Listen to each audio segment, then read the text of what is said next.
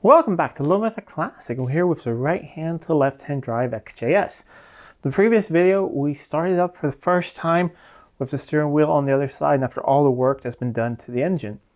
Ran nicely just for a little bit, and then I actually took it outside after that video, and I didn't really drive it, but I turned it around and it has no brakes. So I drove it with the parking brake on and, just sort of bumped it in gear and got to turn around and get it in here, because I want it to be turned in this direction so that I can run it again with the exhaust pointing out of the workshop instead.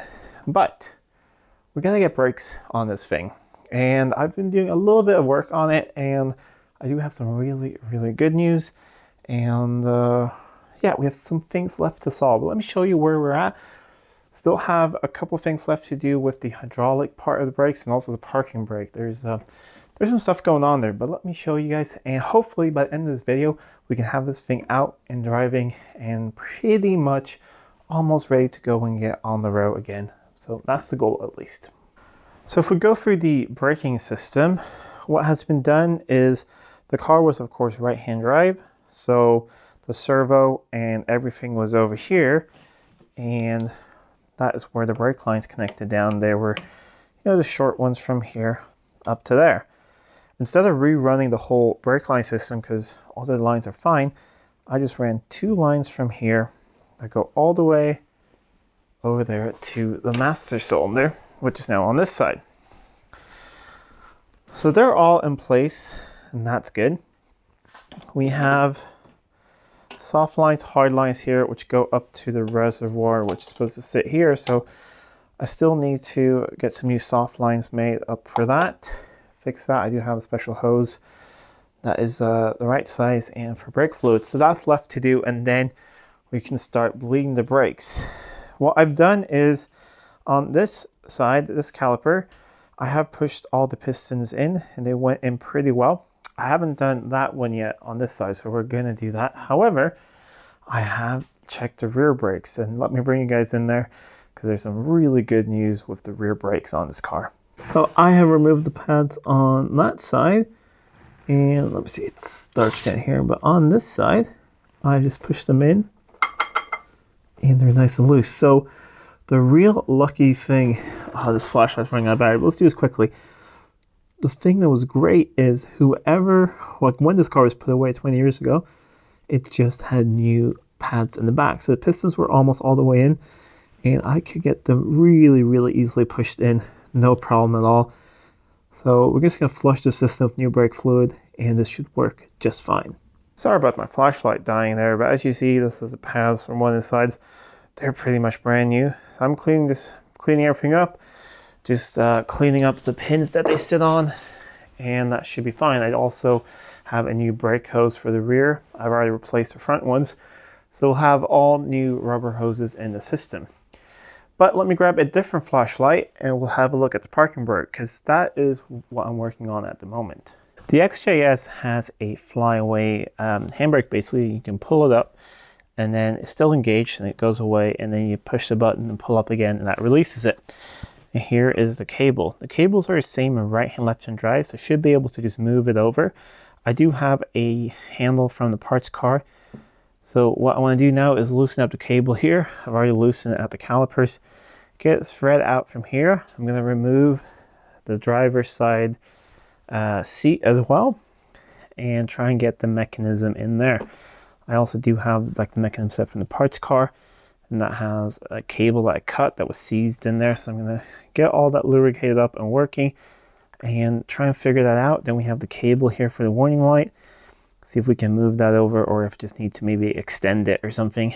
So there's some things unknown about that, but I'm going to get going with that. And I think in a while I'll have my wife help out to bleed the brakes, because usually when the system is this empty, you can't just vacuum bleed it. Usually you need someone to pump it as well to get everything through, and hopefully we will have brakes. And after that, we should probably get some gauges and some other things going, and have a look if we can figure out why the lights are on all the time. So lots left to do, but hopefully the next day we'll go for a real test drive. some progress has been made. We have brake fluid in the system. I haven't bled it yet, I just filled it up. So I had to make up these lines here. I had to bend the bracket here a little bit because that's the one from the other side, but now it clears the throttle linkage. Just need to put like a zip tie or something on it like that. All the brakes are back together. Got new brake line in the back as well. And what I'm really proud of is this.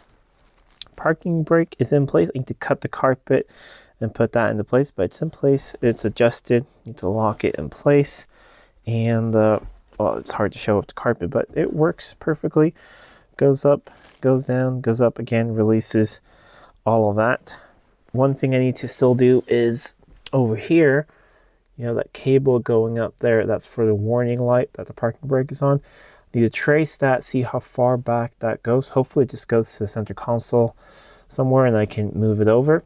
Otherwise, I'll just have to extend it. So I can do that, then I can put the seats back in, clean up this area. I need to figure out the whole electrical issue with why the headlights are on all the time. Do that, remove the steering wheel, put the instruments in, and do a couple more electrical things. I think there were a couple of stereo or speaker wires I had to cut to do things. I'm going to put that back together. And yeah, I think I might actually put the center console in before I put at least both the seats in. We'll see how that goes. So yeah, lots of things to do. Not really any interesting things, but just a lot to do to get this thing on the road. So I'm hoping in the next day or two we can actually go out and drive it and it will feel like a proper car again. Bit of a progress update. As you see, the seat is in, the dash cluster is in. Need to just secure it, but it's in there, it's plugged in. It seems to work. I haven't turned the engine on, but the gauges move. Fuel gauge unfortunately goes to the max. I don't remember if I did that before or not. If I unplug the sender at the fuel tank, that goes away. So probably sender issue at the tank. I don't remember if it was like that before or not, but yeah, I do have lights as well now. Solved that issue. So you see it's all lit up. That was, yeah, just a weird issue here, but that is fixed now, so I can actually turn them off and turn them on. However, a lot of other things are not working, and it is down to the fuse box. Let me move the light for you guys. Things are not that great here. Here we go, in the fuse box. So I'm supposed to have, you know, power at most things, and sorry, see there, only about every other one. So I'm gonna pull out all the fuses and clean that up because I figured out. Let's see if I turn the ignition on. I put the indicators on now. So if 1, 2, 3, 4, the fifth one is the indicators, and I could, you see, if I make that connection, let me see, the indicator will flash. So I think most of the electrical issues is this fuse box. Remember, this is all from a parts car that was sitting outside for a while. I cleaned all the connections that I've, you know, connected together, but I haven't cleaned out the fuse box. So I'm going to do that, and then I think probably all of my electrical issues are going to be fine. Down here, I need to do something with the brake switch. I need to, because that's the one from the other side, I need to fix a couple things that works. Mount the inertia switch.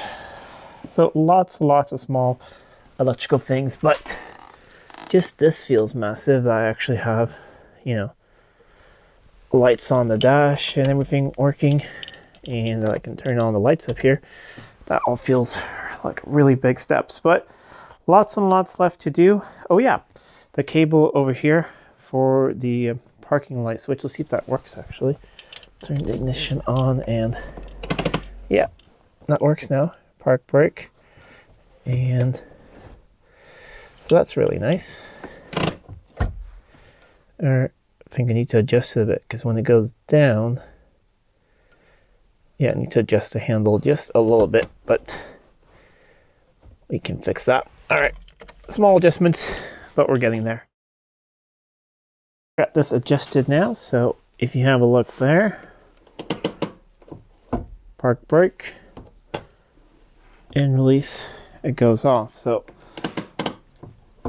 and it feels really strong as well. So that should be fine.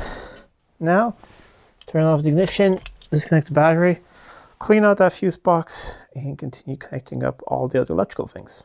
Well, you join me about a day and a half later, and I've done a lot, yet I haven't achieved that much. I've been chasing electrical issues, and I fixed most of them. One thing that's been really, really good is I can bring it up over here. I have the loom from the car before, and it was really easy just to chase cables, easier than looking at a wiring diagram and figure out. But I solved most electrical issues. Ended up being a bad relay for the switched ignition things. So things that get power in the fuse box when the ignition gets switched on, or the first part of the key, the accessories. So that relay was a little dodgy. Cleaned the connections, replaced the relay, and it's been fine. However, the one thing that still wasn't working was the wipers. But now I had power to the relay, and I went through everything, and it ended up being the wiper motors. Completely rusted solid and seized. Nothing I can do about it. So I have a spare set coming this way, so hopefully I can get those before next week. I've booked a time to get this thing inspected, so we'll see how that goes. I might need to unbook it, but I'm going to continue because now I can button up the interior and just leave the wipers here bare and put another unit in later and continue things. I've also been underneath the car and I've serviced the transmission. I can show you in a bit the filter, why I've done it, because it's been sitting for so long. The paper in the filter was very brittle, and not only that you want to service it, but once you start driving a car that's been sitting for this long, over 20 years, that filter might break up and go through the transmission, and that would not be fun. So I'm about to fill up the transmission with some fresh fluid. Once I've done that, I think I actually want to start the thing up here on the jack stands, warm it up a little bit. I have pressure tested the coolant system with a gauge, and that seems to hold pressure for hours and there are no leaks. But I'm going to warm it up, get some of the air out of it, also warm up the oil. Still have the old oil in there. Drain that, put some fresh stuff in there, and then there's a lot of things left to do. But let me show you what's going on inside and what we'll do after that. And I want to show you that filter as well. One other thing I'm going to do is I'm going to clean up because everything's been sort of a mess when I've been looking through the electrical issues. But we have the filter in here, and see, that's part of the paper. And yeah, it's all brittle and breaks when I push on it. So you don't want that. In here, I have that seat in. And I also want to start it up to see if the gauges work, and if they all work, then I can actually put the center console back on, because I got the all of that working around there. Only thing left to fix is the windows, so we can see what's going on with those. Other than that, brakes are good and everything else, so we're getting pretty close. But I'm gonna do that. I'm gonna warm it up, we'll see how it runs, and fill up the transmission, and then just continue with a long list of things to get this thing back on the road. I know we talked about test driving in this video, but I'm not sure. It's raining like crazy, and it's going to do that for the next couple days. And, you know, we don't have a bonnet on it, and windshield wipers. So I think we're going to run it up the temperature here. I just want to see what gauges work. I know the fuel gauge goes to max. Seems to be a sender issue and everything else. But I also want to see if the speedometer works. I think I've connected that up correctly because I had to splice the loom. Yeah. I've added 20 liters of fresh fuel. I have added transmission fluid. So let's see if it fires up. Prime it a couple times.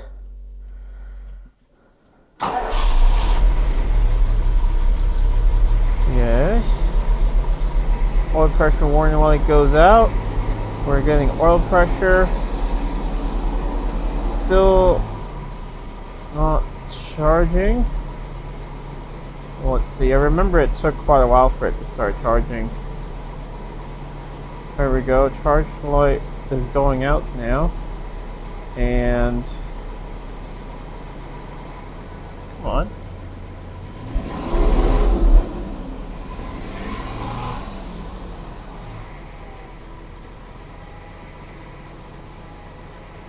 I'm not sure if it's going to charge or not. We'll see. But it is running.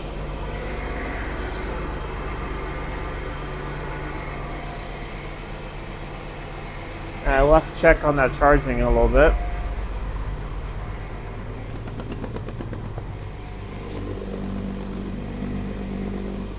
Yeah, we are down one cylinder, but I mean, that could just be, I have had to start and stop it a couple times. Oil pressure is great.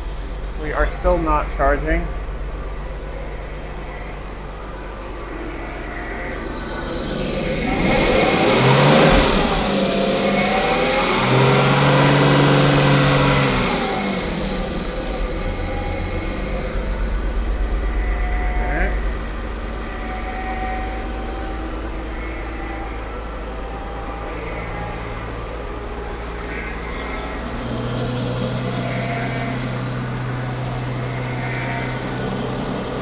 I think we gained the last cylinder now.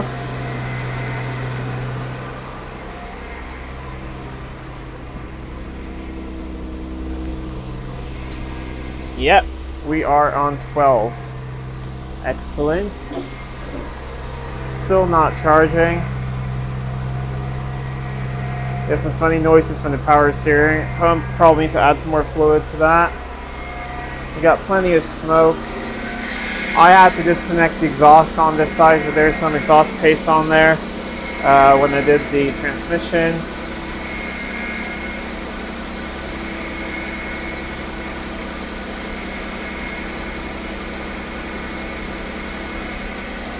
But we're going to shut it down. I think I'm going to have a look at the alternator if there's a cable missing from the exciter or something on there. And check that out. But it's on 12 cylinders at least. I added some power steering fluid and that quieted that down. We're still pretty low on the gauge here, but it's not in the red. So I grabbed the multimeter and guess what? It's charging. So let me see here. 14.2 is really good. So good strong alternator. Nothing wrong with that. Let us stop smoking too. Let us try the transmission. We can let that run a little bit in gear. Lift the wheels off the ground. I want to see if the speedometer works.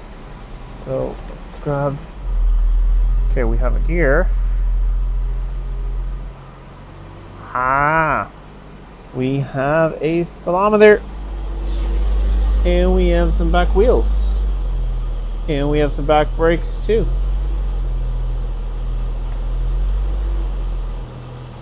So that's really, really good. Temperature's starting to come up a little bit. It's actually starting to come up a tiny bit as well.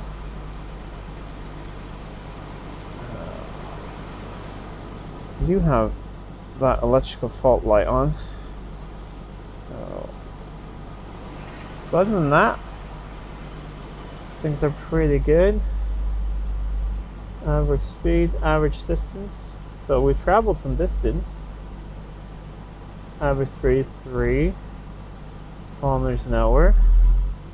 So the trip computer works, which is really cool because that wasn't in the car before. I just plugged one in. So if you have a car without a trip computer, you can add it. That works just fine. We haven't used any fuel yet. That's fantastic. What a fuel efficient vehicle. So I'm going to let it run like this in gear for a bit, and then we'll shut it off, change the oil, and let the smoke clear. Alright, plenty of smoke from everywhere, but that makes sense because of all the oil and stuff that's on the manifolds. I have to clean the engine. But it's not smoking out the back. It doesn't feel like it's leaking anywhere.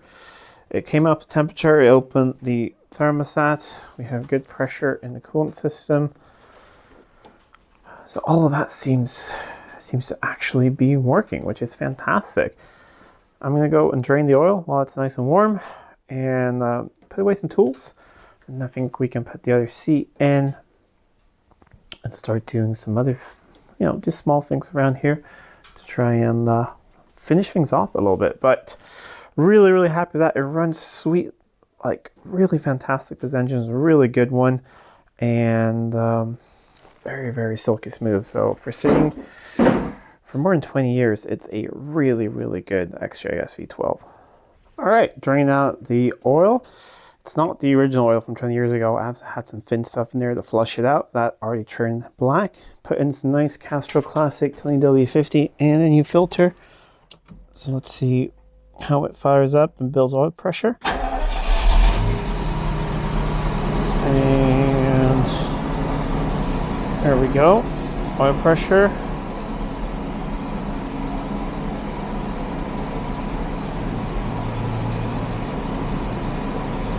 That's going up to a really healthy amount there.